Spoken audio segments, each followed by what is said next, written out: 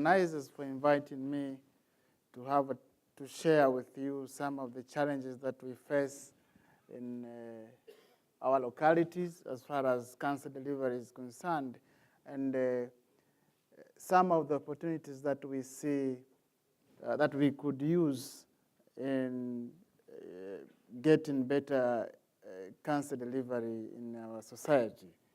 So I'm coming from this continent, Africa. I think when I'm talking about low middle income countries, Asia is part of it, but I decided to change since a lot has been said about Asia.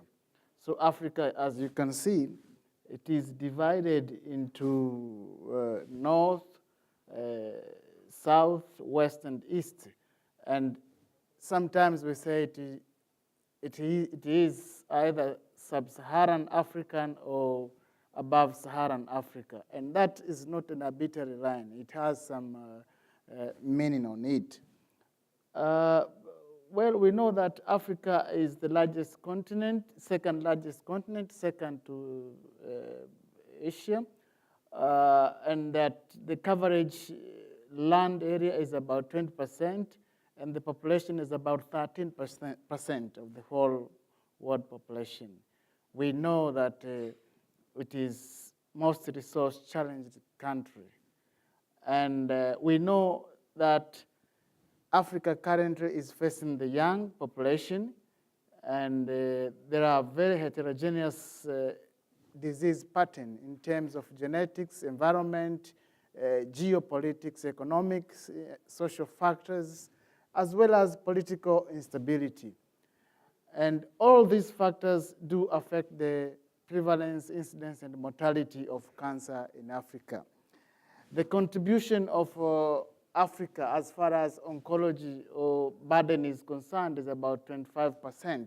But again, you see that Africa makes about 13% of the world population. That is a disproportionate completely.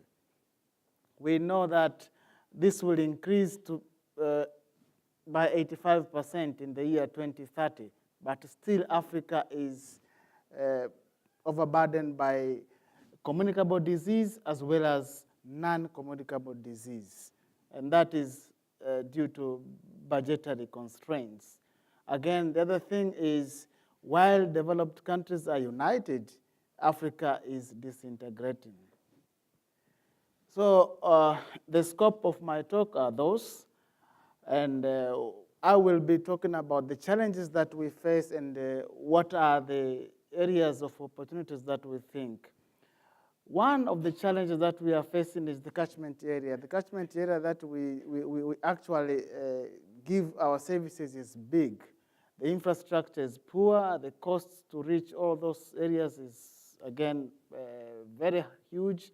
And the staffing is low and with little capabilities. And then the priorities as well are more to the communicable disease compared to the non-communicable disease. And then the cancer registry absence plus the lack of coordination from the ministry. So the opportunities that we are seeing are, one, we had a very successful HIV/AIDS program under the Clinton Foundation. So we think that we should use the same strategy that we used in the HIV/AIDS program in combating cancer, or we should use the same line that we used initially. Then we thought that we should not duplicate those strategies that we used in the HIV/AIDS. That means they should not be donor-driven. We should drive those and tell the donors that that is what we want. And then the Ministry of Health should take their roles into the coordination of that. Then, as I said initially, there is a lack of staff in terms of radiation, medical, surgical, onc, medical physics, nuclear medicine, ped-onc, nursing-onc, pharma-onc, and supportive care. Should we use the Rwandan experience? The Rwandan experience decided to create subgroups according to the levels of education. They give diplomas, and then they capacitate those with diplomas to give the chemotherapeutic agents. We think that is substandard, so we decided that we should empower some centers to give training. I think the first presenter today did a very good job when he said that in India you have several institutions which can be used to give education, and those education can be duplicated in different areas.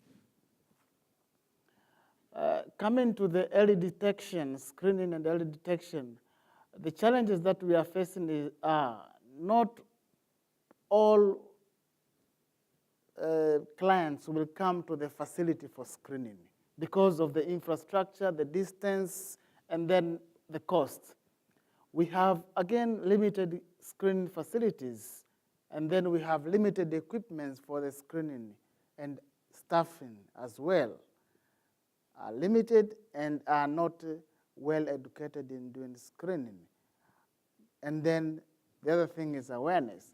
So the opportunity that we are seeing, we change the strategy. You do more of outreach activities. I think the Indian style was better. You do outreach activities for screening because the advantage of that is you train the local staff there. You empower them. And then you create a network for referral mechanism of those who will be found to have the precancerous lesions which cannot be treated in the local facilities. And then this should be coordinated by the government, but the limiting factor here is funds. Again, that should be the government issue.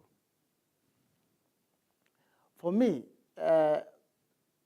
the turning up for screening is not a problem. The problem is having the structures. A lot of women will come for breast and cervical screening, but the problem are the structures of facilities and the infrastructures to arrive on those facilities. So when we do the outreach screening, we see up to 10,000 women coming and taking an appointment, and you are to stay there for only 1 week. So it is a big problem. It's important to train the local staff, important to enroll all 10,000, and screen maybe 4,000, and leave the local staff with the capacity to continue screening the rest and refer to you, the one that they will see have problems. Then the most important thing, the theme of this talk is about laboratory diagnostics, genetics, and all those things. The challenges that we are facing, we have central areas or central pathology laboratories in 4 regions, in Tanzania, for example. And they will see about 14,000 specimens in a year. So 14,000 specimens in a year, and you have only 1 pathology in that. It is a big job. So even for morphological diagnosis, it's a problem. Then the other problem is the lack of reagents. Most of the time we run short of reagents, and then the equipments are manual and the old one. Then we have limited or no oncological markers when you are doing treatments and sometimes prior to treatments. And then immunohistochemistry, FISH, and then the molecular capacity and genetical capacity in the diagnosis are lacking in our facility. So the opportunity that we are seeing to capacitate those central pathology laboratory in those areas to be well equipped and or use the telepathology, because currently we have the very strong internet capacity in our region. So if we capacitate the telepathology facility, then we will be able to share with other laboratories and to start the biobanking system for review and research of our specimens. As far as the staging for cancer is concerned, the challenges that we are facing are the shortage of equipments for staging, talking of CT scan, regular X-ray functioning, talking of MRI, and then the constant availability of some of the radionuclide, for example, technetium-99 for gamma camera. The opportunities that we are seeing are, one, to have functional units for staging capacity, to have a maintenance unit for our centers, because we cannot depend on Philips people coming from somewhere, arriving in Mwanza, and then they said, oh, I have to go back to Netherlands to take a simple thing to come and fix your equipment, and then that will take a month. So training and having our own maintenance unit is what we see as the most important thing. We have the experience of the only cancer center in Tanzania. Actually, we are establishing the second now. The only cancer center in Tanzania, that was Ocean Road, used to use the equipments for diagnostics as well as for staging. So CT scan for 3D planning and X-ray for conventional planning were also used for staging. Most of the time they were out of function. That is the gamma camera. The complication that I said here is we don't have the technetium-99 regularly, and many people cannot afford to pay. The treatment and care. Here the problem is the lack of staff, lack of multidisciplinary team, because we have few oncology specialists. I'm the only medical oncologist in Tanzania as we are speaking, and we have 7 radiation oncologists. So you can imagine the population of Tanzania is about 45 million inhabitants. Having one medical oncologist, of course, we have started training. We have other 9 on training now. Then we have few equipments. We have, the other problem is the availability of drugs and its cost, and then the high dropout rate among the patients, because they cannot afford to come regularly for treatment due to the costs of the transportation and the infrastructure behind. So the opportunity that I see is to train our own super specialists through the multidisciplinary team to create one center of excellence that could be an institution for the training, and then to have a maintenance unit for multiple centers, and to use generic drugs and drug companies' assistance, as well as the issue of telemedicine. This is an example of the public-private partnership that has been told, someone talked about it yesterday.